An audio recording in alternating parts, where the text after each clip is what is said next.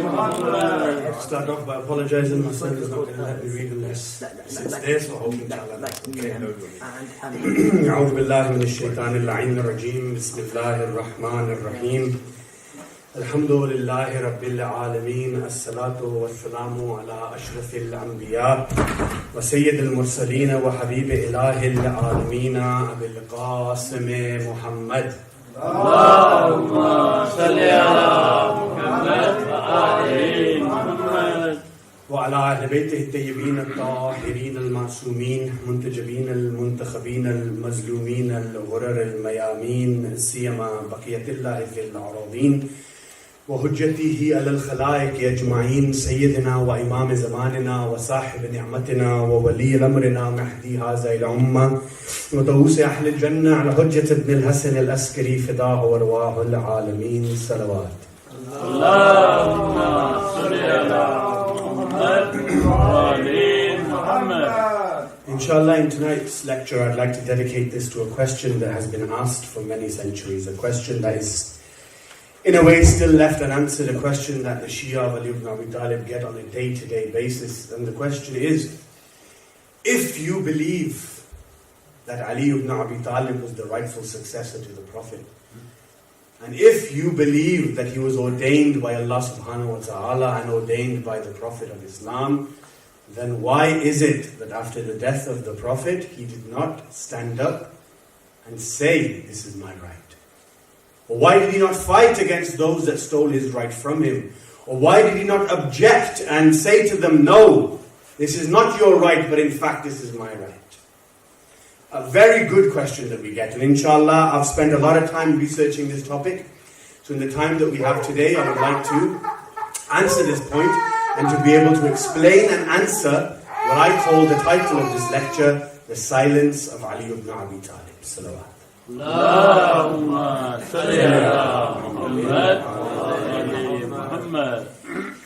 Now, Amir al-Mu'mineen himself has a statement in a book that is known as Nahj al-Balagha, the Peak of Eloquence. And in that book, it's basically a book that has been compiled by one of the great ulama, in which he has compiled the sermons, the letters, and the sayings of the Commander of the Faithful, and compiled them together in a book. After the Quran, we believe that Nahj al-Balagha is a very, very good and strong book. However, there is no book 100% authentic other than the Quran, as we know. In that book, Nahj al-Balagha, sermon number 3, which is known as Khutbah Shakshakiyah, Imam Ali addresses this point and he answers this question to the best of his abilities. He says, and I quote from Nahj al-Balagha, he says, beware. By Allah, the son of Abu Quhafa, who was the first caliph of Islam, the son of Abu Quhafa dressed himself with the Khilafat, and he certainly knew that my position in relation to it was the same as the position of an axis in relation to the handmill. Until the handmill is there, an axis will not rotate. So Amir al-Mu'mineen is saying, my position to the Khilafat is like that. But without me, the Khilafat will not be governed in the correct form and manner. He says that the flood water flows down from me and the bird cannot fly up to me. I put a curtain against the Khilafat and kept myself detached from it. So Amir al-Mu'mineen says, I kept myself detached from the Khilafat. And then he says that I found that endurance therefore was wiser, for I was left with two options, to either rise up or to stay quiet. The Imam says, if I rose up and fought, people would say that Ali is greedy for power.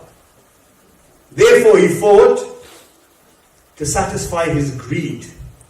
And if I stay silent, then people would say Ali was scared. So either way, it was difficult. But the Imam says, however, I found that endurance was the more wiser option. So I adopted patience. Although there was a pricking in the eye and a suffocation in my throat, I watched the plundering of my inheritance until the first one went to his way of death, and he handed the Khilafat to Ibn al-Khattab himself. Now the Imam says this, explains this, talks about this. I'd like to start off with a narration about Amir al-Mu'mineen. al-Mu'mineen. One day about the Prophet was basically addressing his companions, and he would say to them that if the entire ocean or oceans that we have in our world were to turn into ink, and all the trees that we have in this entire world were to turn into pens, and humans and jinns and angels were to begin to write the fada'il or the merits or the greatness of my cousin Ali, they still will not be able to do justice to his fada'il and his merits, and the day of judgment is near. This is Ali ibn Abi Talib, a personality who we revere, we love. However, at this moment, a personality who we have to defend.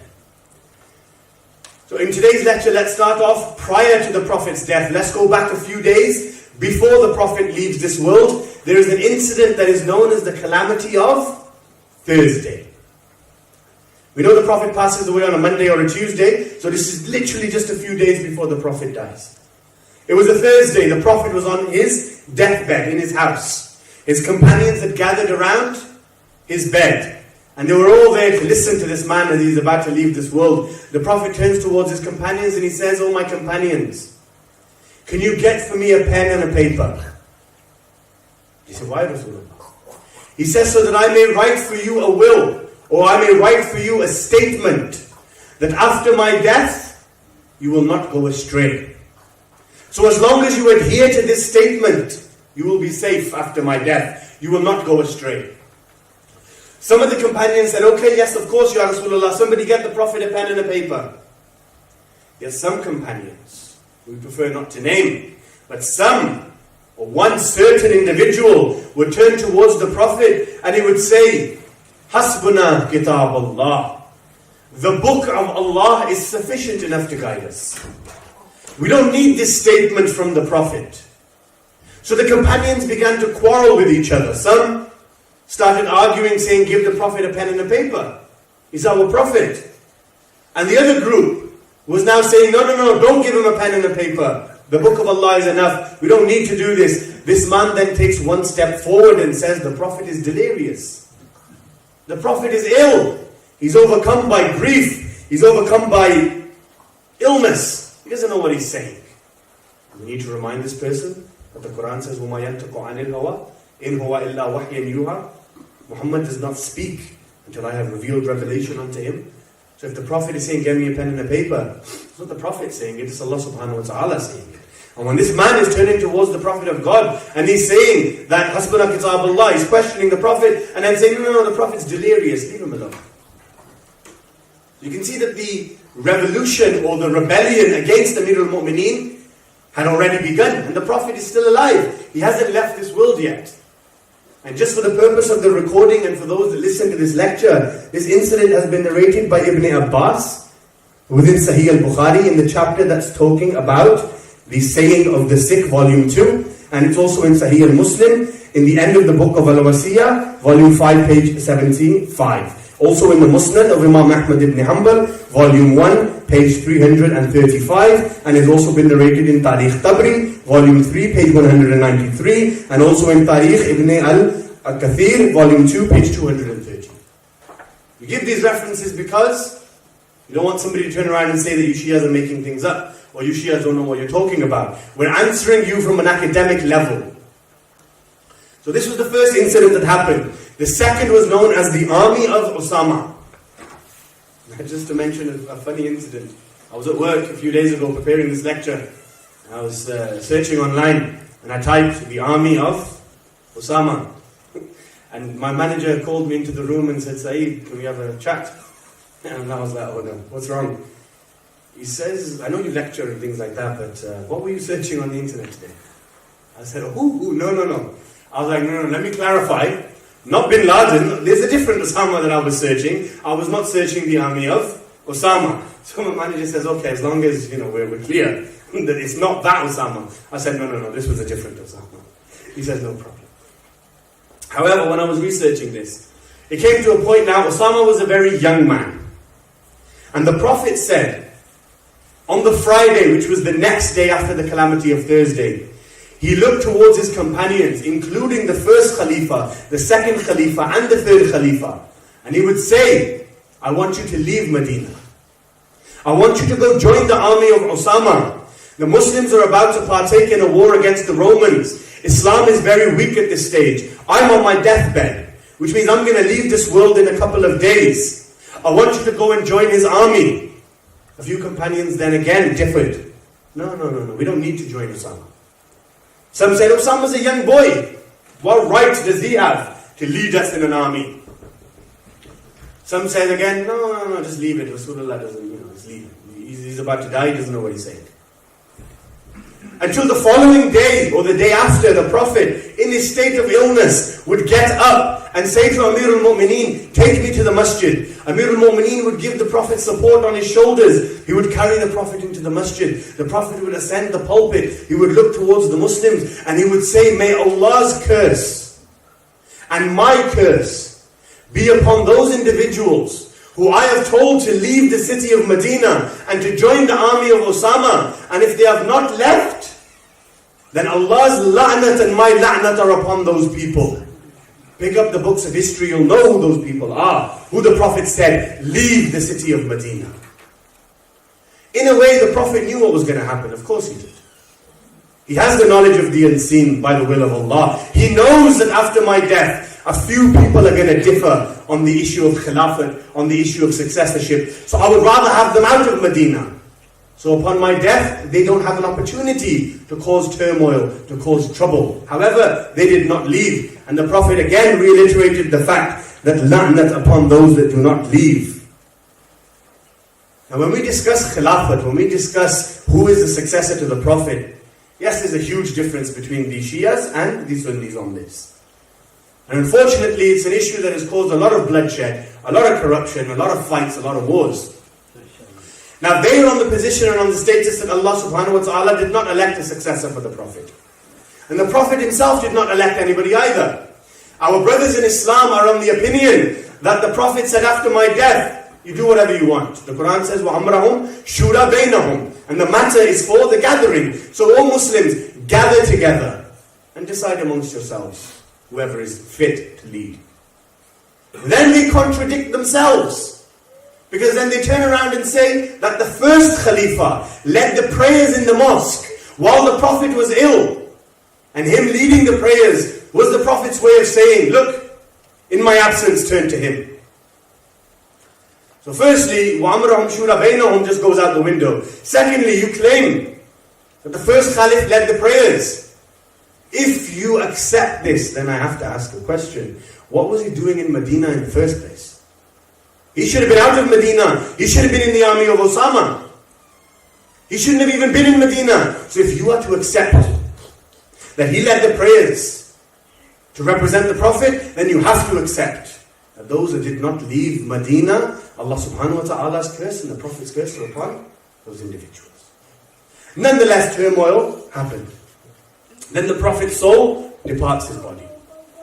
Amir al-Mu'mineen is busy with shrouding the Prophet, with washing the Prophet's body, with preparing the Prophet for the burial. A few individuals then get together in an area known as Saqifa Bani Sa'ida, and they would gather in this area and they would begin to converse amongst each other, and they would say, look, the Prophet has gone. Who is his successor? Is it you? Is it me? Is it him? 3-4 individuals got together from the Muhajirun and the Ansar, and they began to quarrel amongst each other. Who is fit to rule? Who is fit to judge? Who is fit to be the Khalifa of the Prophet of Islam? First question that I pose, where was Ali ibn Abi Talib when this so-called meeting was taking place? He was busy burying the Prophet. Okay, these individuals that were in Saqifa, were they not the friends of the Prophet? Were they not the ashab of Rasulullah? Yes, they were. According to some people, they were the best of friends of the Prophet. Now why were his best friends not present in his funeral? Why were his best friends arguing and quarreling on the issue of Khilafat while this messenger was being shrouded and washed and buried? So they sat in this area known as Saqifa, they began to talk amongst each other. One of them said, you be the leader, one of them said, you be the leader, until finally one of them grabbed the hand of the first Khalifa and he says, I have given you the oath of allegiance. You are the first Khalifa. Then he turns towards the rest of the people in that area. Why don't you give the allegiance as well? So they all gave the allegiance. And this man comes into the Prophet's mosque, sits on the Prophet's mimbar, looks towards the Muslims of Medina and says, I am the first Khalifa after the Prophet. I represent Rasulullah. I am the one. Give me the oath of allegiance. Everybody then came and gave him the oath of allegiance. Those that differed were then forced to give the oath of allegiance because they were threatened with death. So this happened. Amir al-Mu'mineen buries the Prophet.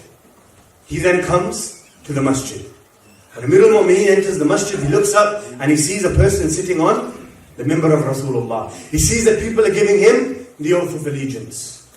So one of the individuals says, "Oh Ali, come and do what the rest of the people have agreed upon. Come and give this person the oath of allegiance, for he is the first Caliph of Islam."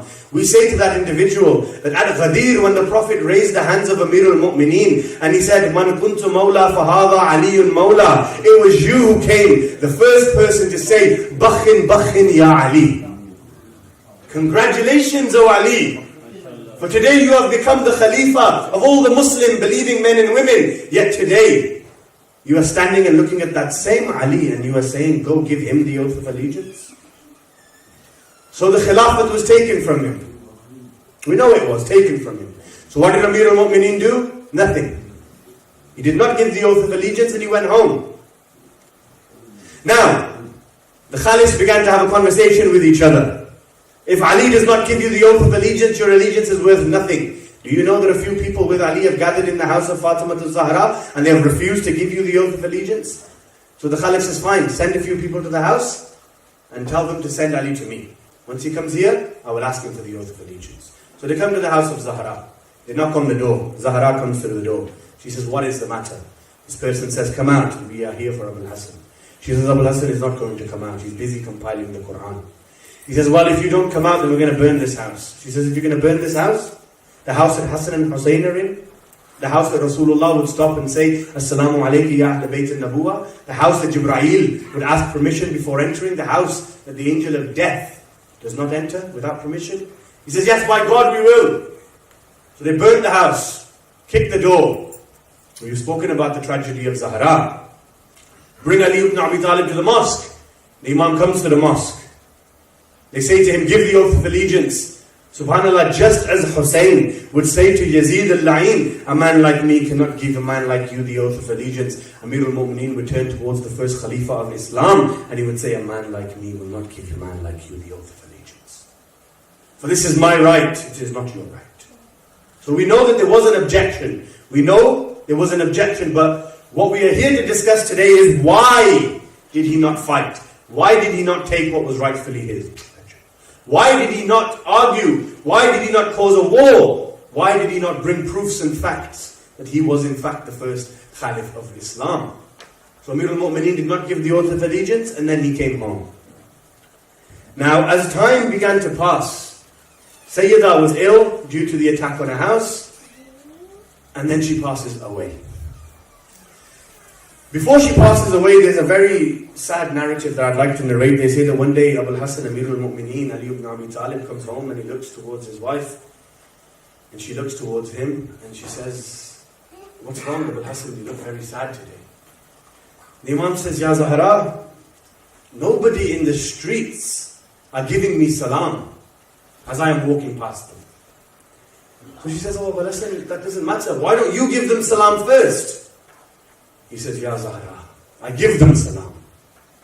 But the Muslims do not give me a response by saying, Wa alaykum salam. This is the problem. They do not respond to me. We say, Oh Ali. When it is wajib upon a Muslim to respond to salam, the Muslims of Medina are now not responding. Then Zahra passes away. Amir al-Mu'mineen says, for surely today I have become very alone and very sad. I have lost my best friend and I have lost my companion. He buries her in the middle of the night. We do not know till this day where she is buried because she left this world angry at certain individuals. Imam al-Zaman will come and reveal her grave to us, inshallah. However, we don't know where she's buried. Then after the death, now this is when they began to oppress Amir al-Mu'mineen in 3 stages. They oppressed him socially, economically and politically. How did they start off socially? Well, it was this salam. Anybody that was seen speaking to Amir al-Mu'mineen would either be killed, harassed, or abused, or threatened. Anybody that was seen talking about him would be killed. Anybody that was seen praising him would be killed. Nobody was allowed to converse with him. Nobody was allowed to go to his house. Nobody was allowed to have gatherings where they would mention him. Amir al-Mu'mineen says, my name will be difficult to say in every era, in every time, and in every generation. Ya Ali, even today it's difficult to say your name in certain situations. In Saudi, try saying the name of Ali. It's very difficult. And if you get caught saying it, there's a possibility that you might get either killed, imprisoned, or beaten up. So it became very difficult for him. He was completely alone. Nobody would come and talk to him. Nobody would come and converse with him. Nobody would give him any sort of support. Amir al-Mu'mineen says, if I had more than 10 people, I would have fought the Caliph of Islam and taken the Khilafat from him. What does this mean? Imam Ali did not even have 10 people. The Prophet had 100,000 companions, whom Ali saved in all the battles of Islam. Had it not been for Abu Hassan, they would either have been dead, or injured, or left Islam. This man who saved your life, now you don't even want to talk to him, now you don't even want to give him salam, now you don't even want to support him. So it comes to a stage where they cut him off socially. They cut him off politically. How? They would not allow him to come in and make decisions on the jurisprudential laws. Narae Taqvi, Allahu Akbar, Narae Risalat, Ya Rasulullah, Narae Hadari, Ya Ali, Hadari, Ya Ali, Narae Salawat, Allahumma salli ala Muhammad, Ali Muhammad. However, now, it comes to a stage where they cut him off politically. They wouldn't allow him to come and make decisions. They wouldn't allow the people to benefit from Amir al-Mu'mineen. That is how they abused him. And then finally, they cut him off economically. How? The land of Fadak was the property of Zahra. They usurped it. They took it. Money coming into Amir al-Mu'mineen from the Bayt al-Mal was cut off. He was oppressed. This is what happened. Now, why did he choose to adopt silence? Why did he choose to say that I would rather stay silent than fight? Well, let's show some proofs. The first proof. Allah subhanahu wa ta'ala sent 124,000 prophets, and out of those 124,000, only 3 prophets actually got the physical seat of power. Which means what? Which means 123,997 prophets of God did not get the physical seat of Khilafat. So if you say to us, had Ali been right, why did he not fight? Why did he not take what was rightfully his? We can return and say, were these 123,997 prophets, were they not right? Were they not sent by Allah subhanahu wa ta'ala? Were they not the Caliphs of Allah? Yes, they were. So why did they not fight? Why did they not sit on the physical seat of power? Because sitting on a wooden or a steel chair does not make you a Khalifa. Having people kiss your hand does not make you a Khalifa. Allah subhanahu wa ta'ala ordains it. Inni ja'ilun fil ardi Khalifa. I am the one, Allah says, who appoints upon this earth a Khalifa. You have no right in this. You have no say in this. You have nothing to do with the matter. So the first argument and the first refutation is, why did the rest of the prophets not fight? Why did our own prophet in Makkah not fight? I mean, okay, there's a dispute on Amir al-Mu'mineen, I'll accept that. But is there any Muslim that says that Rasulullah was not right? No, of course not. So in Makkah, when Abu Sufyan was the leader, why did the Prophet not fight Abu Sufyan? Why did the Prophet not say to him, this is my right, get off? Because the Prophet felt, 1, I don't have enough supporters. 2, you don't want to begin the religion with war. You don't want to begin on an offensive way. You don't want to begin by causing bloodshed. That's something that if someone attacks you, yes, you defend yourselves. But you don't begin with bloodshed. So that's the first refutation. The second, had I had more than 10 people with me, I would have fought. So Amir al-Mu'mineen did not even have more than 10 people with him after the death of the Prophet. Some great companions, for example, Bilal al-Habashi, the mu'adhin of the Prophet who would give the adhan. After the Prophet's death, the first Khalif would say to him, give the adhan. He says, no. He says, I'm the Khalif of the Prophet, give the adhan. He says, I am the mu'adhin of Rasulullah, and after Rasulullah, I am the mu'adhin of the Ahlul Bayt, not you. So if you order me to give the adhan, I will not give the adhan. So he comes to Amir al-Mu'mineen, he says, look, I'm not going to give the adhan for this land. The Imam says, okay, fine, that's your choice. However, the Imam says, why don't you leave Medina? And go to a different city, seek refuge in Syria or in a different land. Because if you stay here, they're going to abuse you.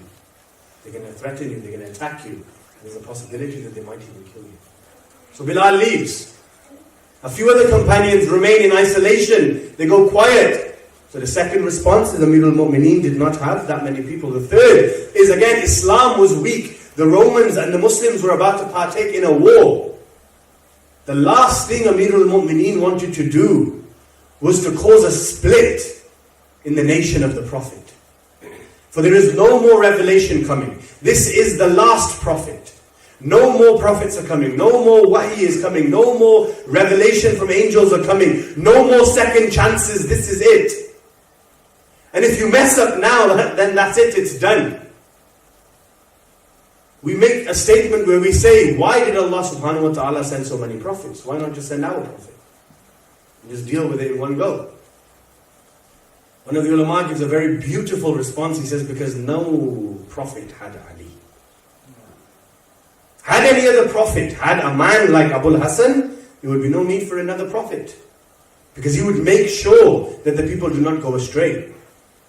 So Ibrahim comes, guides the people, leaves, the people go astray. Ismail comes, guides the people, they go astray. Musa comes, guides the people, after he leaves they go astray. Isa comes, guides the people, after he leaves they go astray. Now it's the final prophet. If now people go astray, there will be nobody left to come and re-guide you.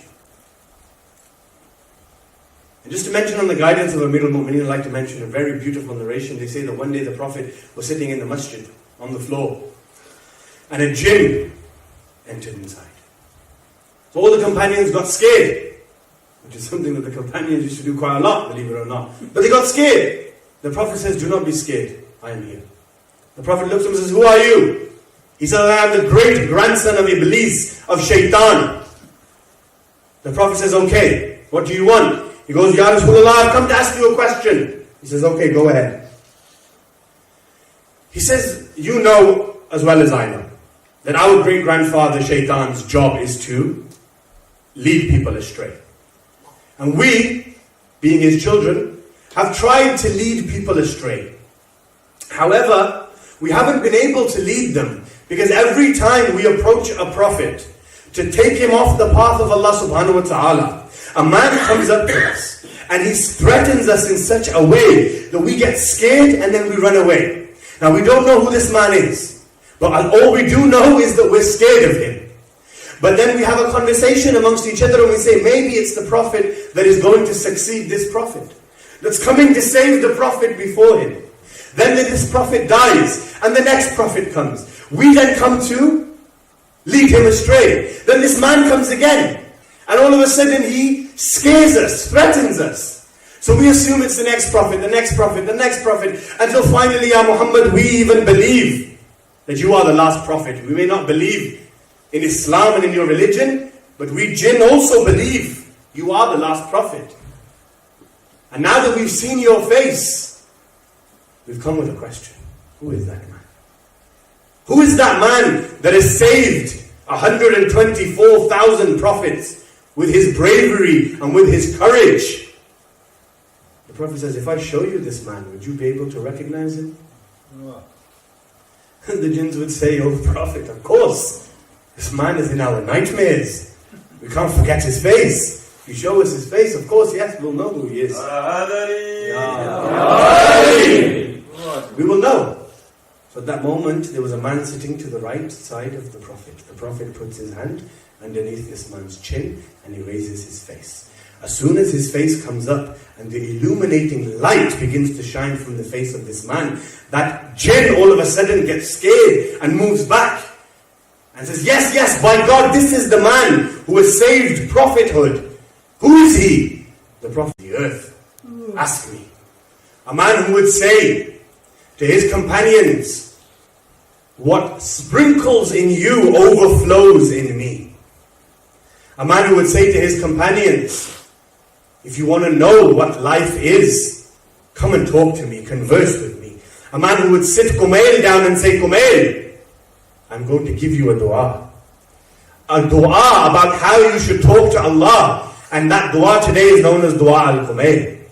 A man who would give us a munajat, which is known as the whispered prayer of Amir al-Mu'mineen. A munajat that even in Oxford Library today, in the English literature section, this book is there and translated into English. If you ask them, why have you got this book in the library of Oxford University? They would say, we have never seen a man speak so eloquently with his Lord as this man Ali did. Non-Muslims benefited more in a way than Muslims. Non-Muslims appreciated Abul Hasan more than Muslims. One day Imam Ali was seen putting his fist into the ground. And Salman would say, why are you doing this? The Imam says, I have so much to give the world. Yet these people, they're not at that level to take it from me. Therefore I am putting my hand in the earth. So the earth then compresses everything. A man that once when there was an earthquake, and the Quran talks about this zalzala. In the Quran there is a verse that the earth began to shake. And the companions began to get scared. They would call Amir al-Mu'mineen. Amir al-Mu'mineen would come, stomp his foot on the earth, look at the earth and say, stop. And the earth stops. Telling me this man needed to sit on a physical wooden chair in order to be Khalifa? No. This man controlled the universe with the permission of Allah. This man stopped an earthquake with the permission of Allah. This man brought the Muslims victory with the permission of Allah. This man never left the Prophet in any type of battle. This man who the Prophet would talk about so much. There's a poetry that we have in our language where they say, Agar guna hai kehna, Ya Ali Madad, to is guna mein shamil tera Rasool bhi hai. Because the Prophet would always say, Ya Ali Madad. He would stand in Khaybar and he would say, Ya Ali Madad, Aina Ali, bring me Ali. He is the only one that can bring me victory. Uhud, Badr, Khandaq, Khaybar, Hunayn. Who was it other than Ali? Mubahila, Ghadir, Hadith al-Kisar. Who was it other than Ali? In all these situations. So we don't need a physical seat. We don't need basically a worldly khilafat. For we know he was the best after the Prophet, without any doubt. And even though, and inshallah we'll finish with this, even though he was not sitting on the seat of Khilafat, the three Khalifas would say, Oh Allah, never keep us alive in a time when Abul Hasan is not present. Lawla Ali, had it not been for Ali, we would have been halak, had it not been for him.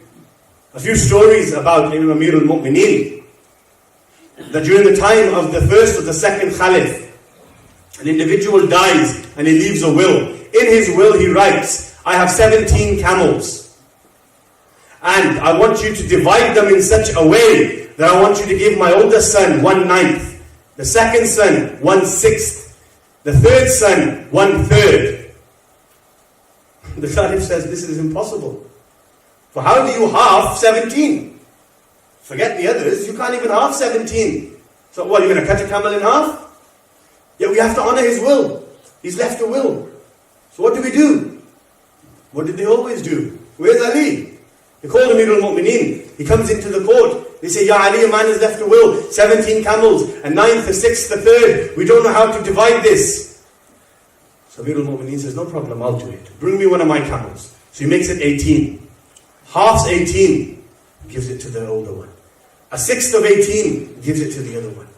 A 1/3 of 18 gives it to the other one. Counts all 3 camels. What does it add up to? 17. He says, now give me my camel back. This is Amir al-Mu'mineen. Once again, a woman comes, or 2 women come with 1 baby in front of the second Caliph of Islam, and they say that we don't know what to do. This woman says, this is my baby. This woman says, this is my baby. There's no DNA tests.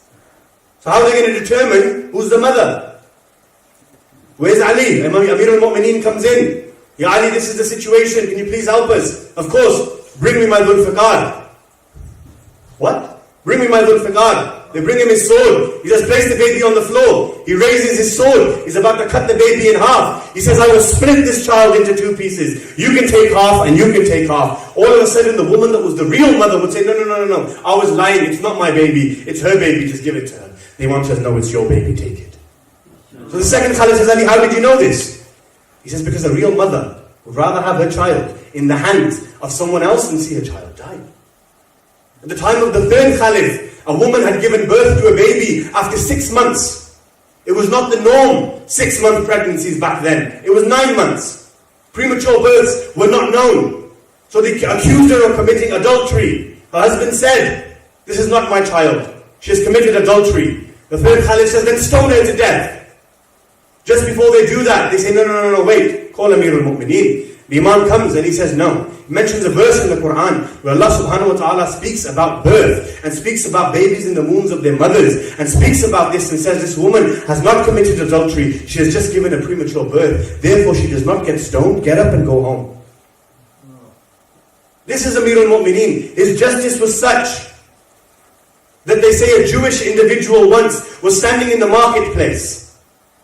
And Amir al-Mu'mineen was about to buy something. So he put his shield down on the floor. He turned around and bought an item. As he turned around, his shield was gone. So Amir al-Mu'mineen looks up and he notices what? He notices that his shield is in the hands of a non-Muslim. Not even a Muslim. A Jewish person. So Amir al-Mu'mineen comes up to him and says, this is my shield. You know that, right? He says, no. This is my shield. Amir al-Mu'mineen says, okay, fine, let's go to the court. He says, okay, fine. The Imam was the Khalifa of the time right now. Let's go to the court. So they come to court. There's a judge. Amir al-Mu'mineen presents his case. First things first is a governor, a Khalifa, has never been tried. They abuse their power. He's never been tried. And Amir al-Mu'mineen says, let him do what he wants to do. So Amir al-Mu'mineen brings his evidence forward. The other guy brings his evidence forward. And unfortunately, the other guy won. So the Imam looked towards a Jewish person and said, that's fine. According to justice, you can take the shield. He begins to cry. He says, no, take the shield back. The Imam says, why? He says, because I have never seen a man like you before. A man who is the governor of the Muslims, the king of the Islamic State. You can take him to court, win against him with false evidences, and still he doesn't turn around and abuse you or inflict pain upon you or put you into prison. In fact, he turns around and says, you are free to go. This is Amir al-Mu'mineen. Yet he was oppressed and he was. So why did he stay silent? These are the reasons. Tonight we would like to remember Aun and Muhammad, inshallah. So just a few more minutes of your time, and I would like to talk about the musibah of Aun and Muhammad. Sayyidah Zainab, when she was leaving the city of Medina, she would look at her husband, the son of Ja'far al-Tayyar, and she would say, I am leaving, and I am leaving these 2 sons with you. He says, no, take these 2 children with you. Why? Because I want them to be our sacrifice. Aun from me, Muhammad from you. So Zainab brings them, and now on the eve of Ashura, on Shab-e Ashur, the night before the battle of Ashura, they would say that Zainab would sit both of her children down and she would say, do not stay alive while the sons of Hussein have died. Make sure you kill yourselves before Abu Abdullah has to send his sons towards the battlefield. She would also say that if you are fighting and you happen to reach the river of the Euphrates, the Riyai Furat, do not drink water. How old were they? 10 and 13, 9 and 12, 8 and 7, differing ages, but very young children. So on the day of Ashura, Sayyidah Zainab would notice that these 2 boys have still not gone to the battlefield. So she would call them and say, Aun, Muhammad, why have you not gone? They say, our uncle will not give us permission to go. So she calls Abu Abdullah, she says, oh Abu Abdullah, why do you not give my sons permission? Imam says, Zainab, you know it's not obligatory upon children to go to jihad. They are very young children. Zainab says, no, what will I say to my mother? Zahra on the day of judgment, that I did not give a sacrifice to save you, I did not give a sacrifice for Islam. So they prepared the 2 children, they would sit on the horses, the children were so young their feet wouldn't even reach the saddle. Aun and Muhammad would then march towards the battlefield, they would begin to fight in such a beautiful way that they would kill hundreds and hundreds of enemy members, until Ibn Sa'd says, do you not know who you are fighting today? These are the lions of Bani Hashim. If you are going to fight them, separate them and then attack them. So they separated them.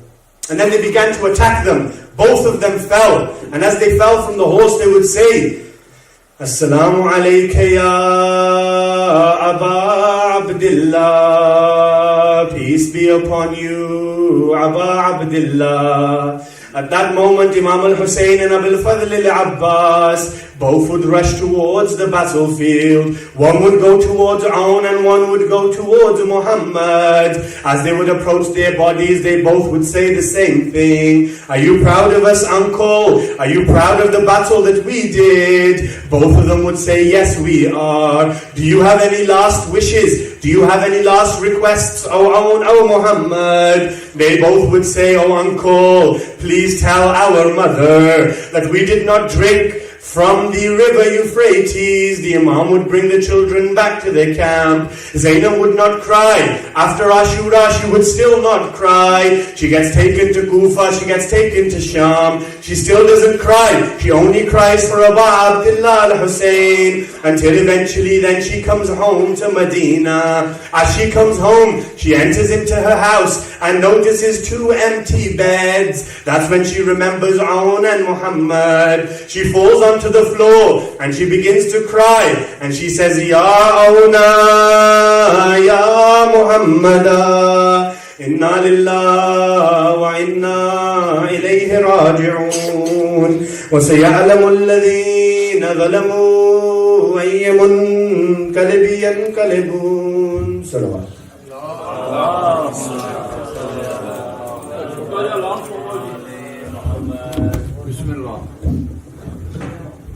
Programme वैसे तो बहुत अच्छे जा रहे हैं।